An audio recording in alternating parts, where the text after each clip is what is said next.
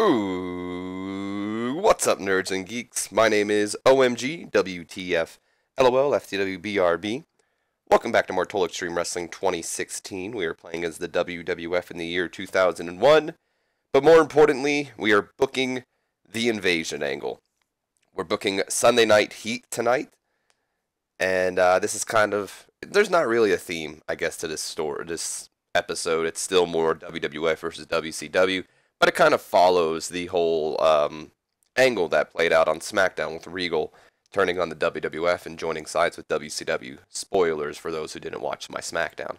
Either way, though, we had a couple locker room incidents, all positive. Vince McMahon, us, we were passing along tips of psychology to our protege Shane McMahon, our son, and we were also passing along microphone work to Stephanie McMahon, our other protege, our daughter. And then Stone Cold Steve Austin was passing on tips of microphone work as well to his protege, Rhino. So a lot of protege work here for Sunday Night Heat. Not much else to say, though, so let's go ahead and run the show. We open up the show with a D+. To be honest, it might not have been the wisest idea to start the show off with this.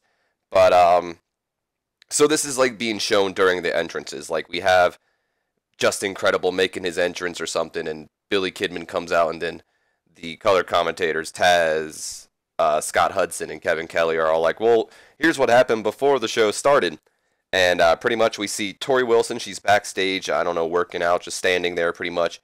And as she is approached by Jamie Noble and Just Incredible, Jamie Noble is like, well, what do we have here? If this isn't the beautiful Tori Wilson. And then Just Incredible says, I'll say, hey there, baby, how would you like to be the future Mrs. Credible? Tori then laughs at him and says, that's okay, I'm actually seeing somebody at the moment. And then Just Incredible replies, who? It couldn't be someone better than me. I'm just incredible. Just incredible. Whatever.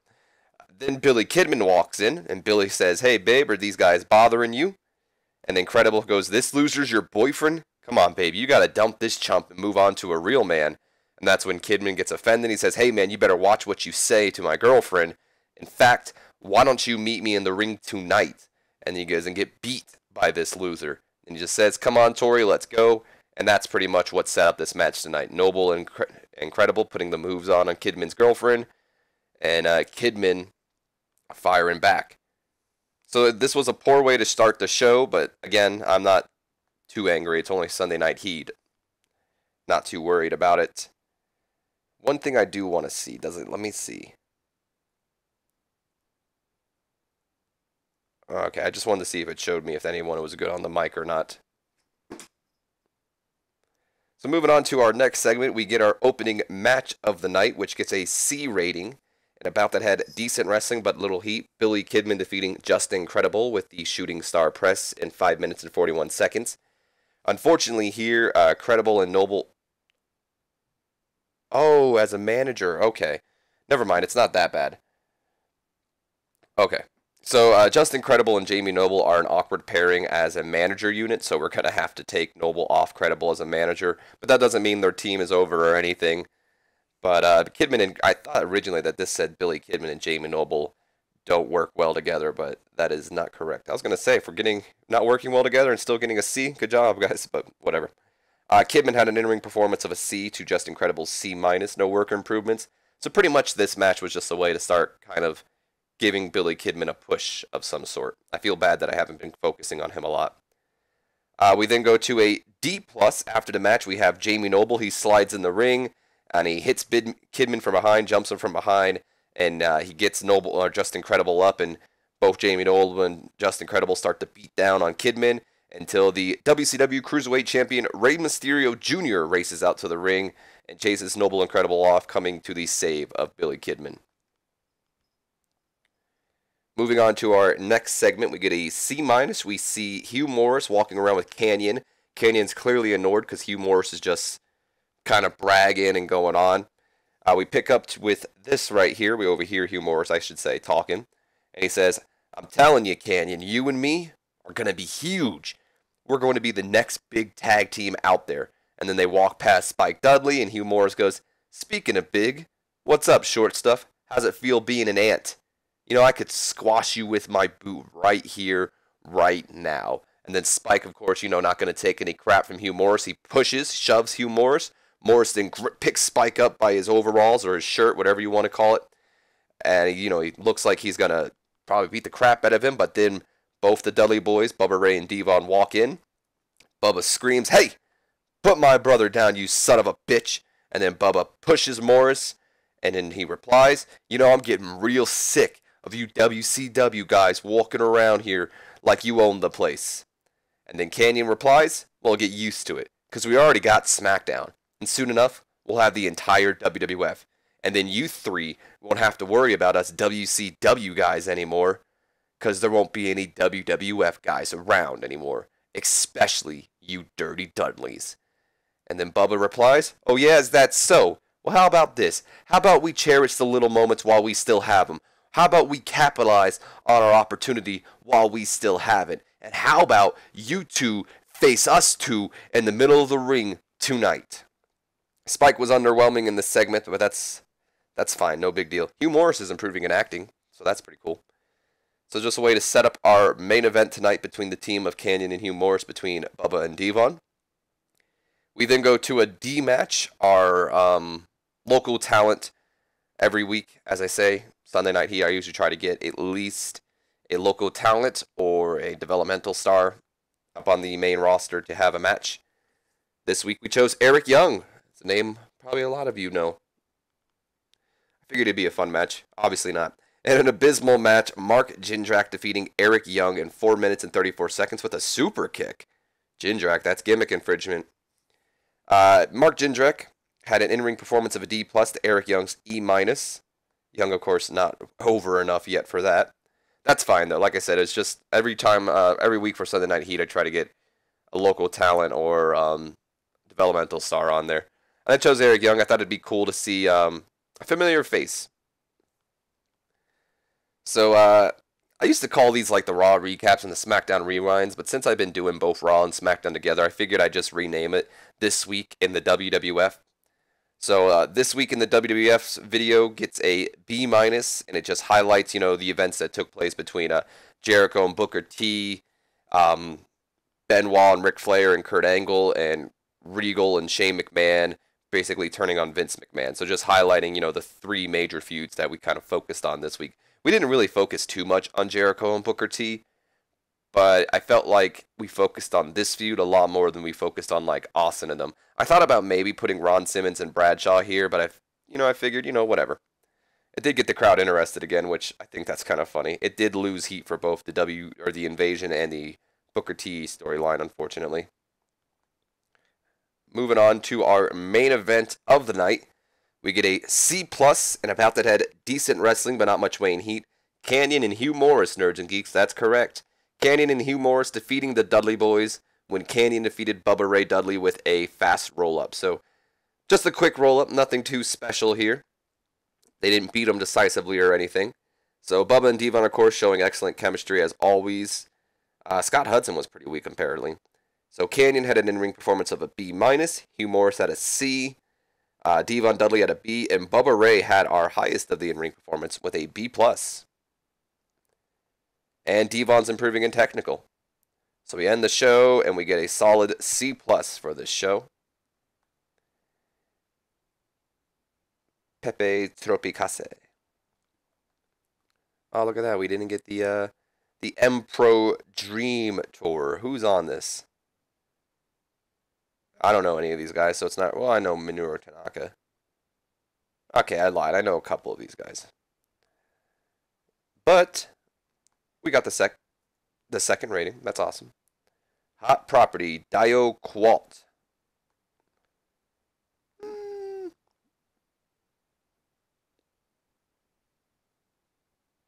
Are we international? I forget. We are international. You know what, Dio Qualt? I'm gonna put you on our short list like I do most people. And there's a chance we might bring you in at some point. And then we have Shannon Moore. Didn't we? Yeah, I was gonna say, don't we already have him? Shannon Moore is hotly tipped to become a huge star with HWA. All right, HWA. Look at that. Go for it. Good for you. Nothing else, just a whole paying for drugs. So here's our profit for that entire month. Oh wait, no, it's not. Oh, that's right. Well, you know what? This episode was probably a little quick, wasn't it? Yeah, this is a really quick episode actually. So let's go ahead and simulate um, forward more until we get to the end of the month. I always forget that it's not Sundays we record this. It's on Wednesdays. Oh, look at that. SmackDown aired.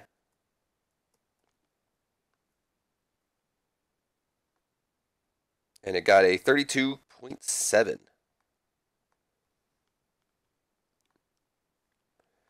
I want to see how much money we made.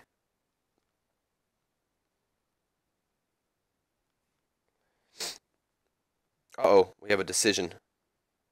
Wonder what that's going to be.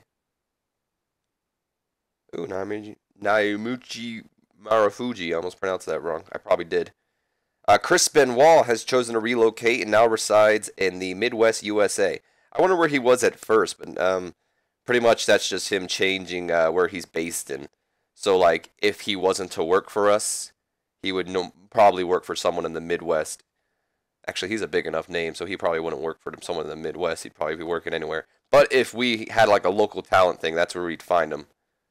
Oh, okay. I had a contract negotiation with both Ric Flair and Mick Foley. Because, and I think I did this on camera, I stupidly put down Mick Foley to not compete. So I want him to change that up so we can have Ric Flair and Mick Foley both to compete. So let me just check now. I can do that. Written. So we have him as a personality. I want to see, just to double check. Just put him in main event. Why not? Mid-card, sure. And we can do that. Sweet. Let's turn him back to personality, though. And I guess while we're here and while I'm thinking about it, let's remove Just Incredible as Jamie Noble's manager. Yeah, let's assign Billy Gunn as the manager, shall we? Have I done that for Jamie Noble? I don't know how they'll be together. It's weird. You would think they wouldn't be together, or well together still, but sometimes it works out. Just 2 more days to simulate forward. Who knows? Maybe we'll get lucky and Mick Foley will be ready to wrestle again. Oh no. Oh, I thought that said Tatanka. I mean, that's bad for him, but I don't know who that is as much as I knew who Tanaka was, or Tatanka was. And one more night, and let's see our watch is going to say we lost all our money. Oh boy, we got a lot here. Okay. I'm glad I didn't end this episode off because I probably wouldn't have shown this off. So here we have, it says pretty much the awards so far. So before we get to that, let's look at our email. Oh, let's, we'll get to our emails in a second. We got quite a lot here. Let's go to our decisions and just get Mick Foley under a deal now. So we have a couple news things. The wrestler of the year so far has been Kento Kobashi. Why him? What has he done? He's only had an A rating match. Okay, he's had a couple. He has 6 of them. Never mind. Company of the year, us, of course. Team of the year is Vader and Yoshihiro Takayami. What is their team name? Or is it just that's all they're named? And he's works for Noah. Match of the year has been Jun Akiyama versus Kento Kobashi. Show of the year has been SummerSlam. All right. Young wrestler of the year is Dos Caras Jr. Isn't that Alberto Del Rio? Huh. Oops. Veteran wrestler of the year is Vader. Female wrestler of the year is, or so far, this is all so far, is Akira Hokada. But, uh-oh. It's no good for Kento Kobashi, who is injured right now with cracked ribs. How long is he going to be out for? Doesn't really say, so I'm assuming he's working through it. Other than that, heat was shown. Got a 2.22 rating.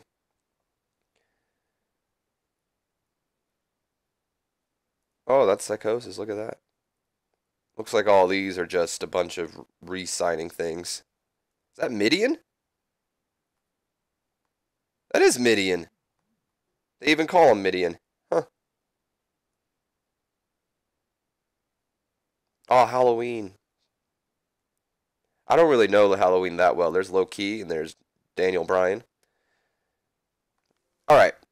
So, like I was saying, we have a couple reports here. So, Noah is offering Christopher Daniels a deal. Is it a written deal? No, it's just a touring deal. Ooh, our deal with Sky Sports is expiring. Actually, we have quite a lot.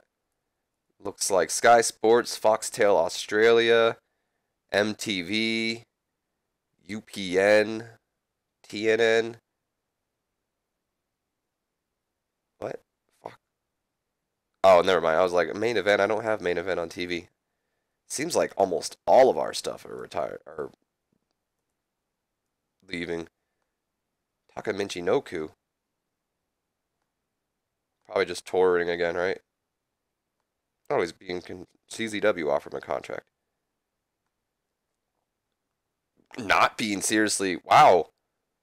Tajiri, Savage. How are they offering Taka a contract? Is he contract coming up soon?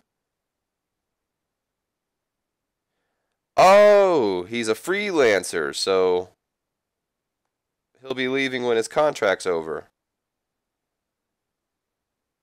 Well, that sucks. I was going to make you a star in the Cruiserweight division, but whatever. I don't care. And then Scott Hudson's contract's up. I'm probably not going to be rehiring Scott Hudson. Dave Taylor, I don't care. Big Boss Man has returned. And Kento Kobashi was injured. So one thing I do want to check is I want to look at Sean Casey. And I want to just pretty much see if he's worth keeping or not. And I'm mostly going to do most of this stuff off screen. But before we end off this episode, like I said, I want to go check out Sean Casey. In fact, let's go ahead and check out the entire developmental brand.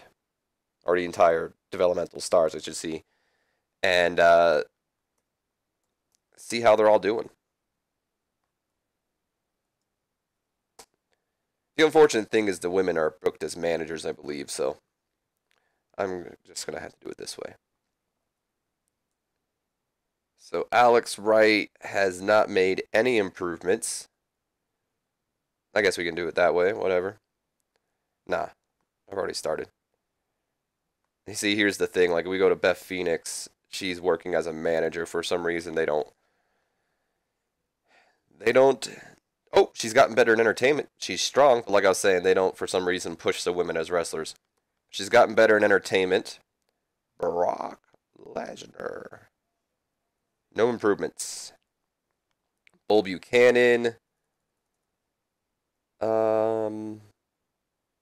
He's made improvements in chain wrestling. He went from an F- to an F. F- to an F in submissions, but that's about it. He's gotten better on the microphone, went from a 24 to a 27, went from a 43 to a 44 in charisma, went to a 38 to a 40 in acting. Nothing else. All right, Bull Buchanan's made a couple of improvements here. Charlie Haas. No improvements. Christian York. No improvements. Colt Cabana. Still no improvements. Not many people have made any improvements here. Corporal Cajun. Nothing. Damaja. Still nothing. Dave Taylor's a trainer. D'Lo Brown. He's all good. Although I'm not too worried about D'Lo Brown, to be honest. Kuma Fatu, who I believe is Umaga. Oops. I was wondering why I wasn't going down. Elix Skipper. Oh, I wasn't even moving down. No improvements, seriously. Not many people have made improvements here. Eric Engel, the brother of Kurt Engel. Evan Courageous. Excuse me. Oh, we have an improvement here finally. His overall performance has gone from average to strong. Other than that, nothing else. Easy money. He's going to make me easy money. I wish. Although, maybe. I mean, he's got very strong and physical. All right, here we go. So we went from a D to a D plus in microphone, and that's it. Nothing else. Some improvements from him. Gail Kim. Nothing. Glenn Glaberti, otherwise known as Disco Inferno. He went from a D plus to a C minus in chain wrestling. Other than that, it doesn't look like... Oh, wait, hold on. He went from a 57 to a 60 in charisma. But other than those two, it seems like you're good. Jim Cornette's a trainer. John Cena. Nothing. Why does it do that? Johnny the Bull. Still nothing. Ken Anderson. Still nothing. Chemo. Have a couple I can already tell. So from submissions, he went abysmal to very weak. His charisma went from a D minus to a D. Acting went from an E plus to a D minus. Other than that, looks like we're all good. Track markers for Lance Cade. Nothing. Leviathan, a.k.a. Batista. Nothing. Lisa Marie Vaughn, who doesn't really like us after we fired off China like that. Nothing. Lufisto. Nothing. Mark Henry. Nothing.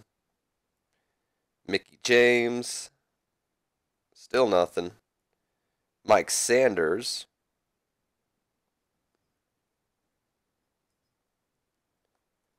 Nick Dinsmore, who better is known as Eugene.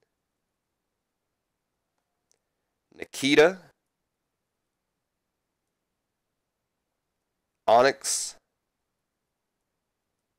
Still nothing. Not many people have made any improvements. Race Steele. Randy Orton. Red Dog. Not the brother of Road Dogg. Actually, I think that's Rondi Mack, to be honest. Reno, who kind of looks like a young Batista. Rico Constantino. Rip Rod. Oh, that's a trainer. Rob Conway. Just look at me. My lord. What have you guys been doing this year? Ron Waterman, you're 35 and you're just a rookie? Jeez. Russ Haas. Scott Vick, who looks like Sean O'Hare. Sean Casey, the guy that we mostly wanted to look at. All right, Sean, are you worth keeping around? So you're average in the ring, and you haven't made any improvements since we started. Your average in performance, haven't made any improvements. You're strong and physical right now, made an improvement last month. You got strong, or camera, you're strong on, but your entertainment's below average.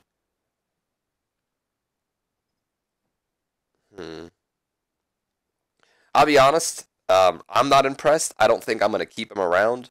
But if you nerds and geeks want to keep Sean Casey around, definitely let me know down below in the comment section. Other than that, shut up, Naughty. My apologies if you hear my cat. Other than that, though, if you guys don't care, don't comment or just pretty much stay below, let him go. No improvements for Shannon Moore, who has been tipped for big success. Shelly Martinez, nothing. Shelton Benjamin, nothing. Slash, nothing. Sly Scraper, what the fuck is up with some of these names? Nothing. Steve Bradley. Good lord, dude, you suck in the ring. If you were up, your contract was up, I'd probably fire you. That was the last one. Alright. Well, other than that, I don't really have much else to go over here. Like I said, let me know below if you guys think we should keep Sean Casey. We do know Taka is going to be leaving, but That's really no big deal. Other than that, nerds and geeks, my name's been OMGWTF, LOLTWBRB. Thank you so much for watching. If you've enjoyed, please do me a favor, leave me a comment, like, and subscribe if you have not already. And as always, don't forget to share this video with your friends, Facebook and Twitter to help the channel grow. Definitely helps. And as always, I will see you guys for Monday Night Raw. So until then, have a wonderful day.